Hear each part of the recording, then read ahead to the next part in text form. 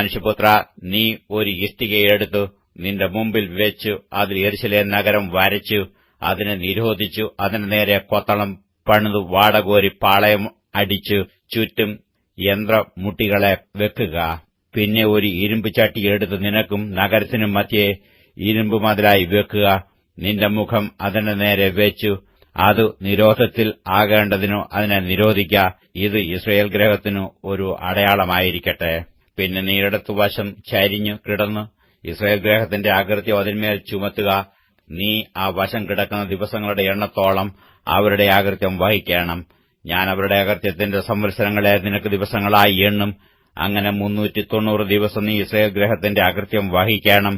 ഇത് തികച്ചിട്ട് നീ വലത്തുവശം ചരിഞ്ഞുകിടന്നു യഹൂദാഗൃഹത്തിന്റെ അകൃത്യം 40 ദിവസം വഹിക്കണം.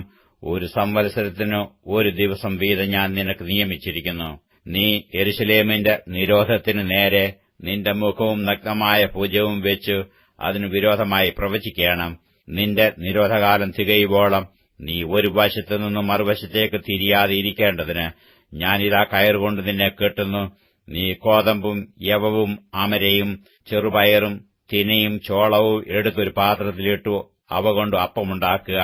നീ വശം ചരിഞ്ഞു കിടക്കുന്ന ദിവസങ്ങളുടെ എണ്ണത്തിനൊത്തവണ്ണം 390 ദിവസം അതുതന്നെ തിന്നണം. നീ ഭക്ഷിക്കുന്ന ആഹാരം ഒരു ദിവസത്തേക്ക് 20 ശേക്കെൽ തൂക്കമായിരിക്കണം.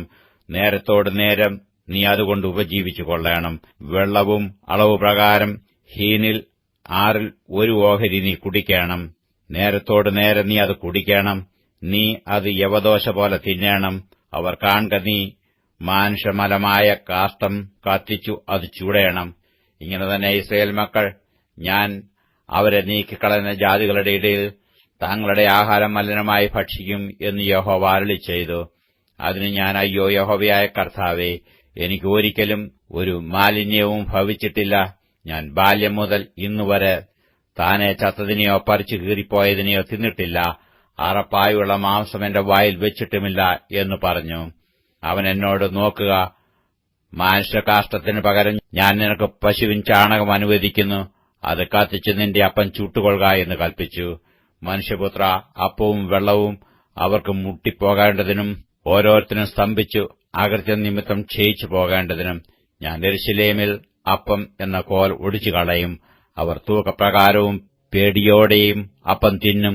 അവർ അളവ് പ്രകാരവും സ്തംഭനത്തോടെയും വെള്ളം കുടിക്കും എന്ന് അവൻ എന്നോട് അരുളിച്ചെയ്തു.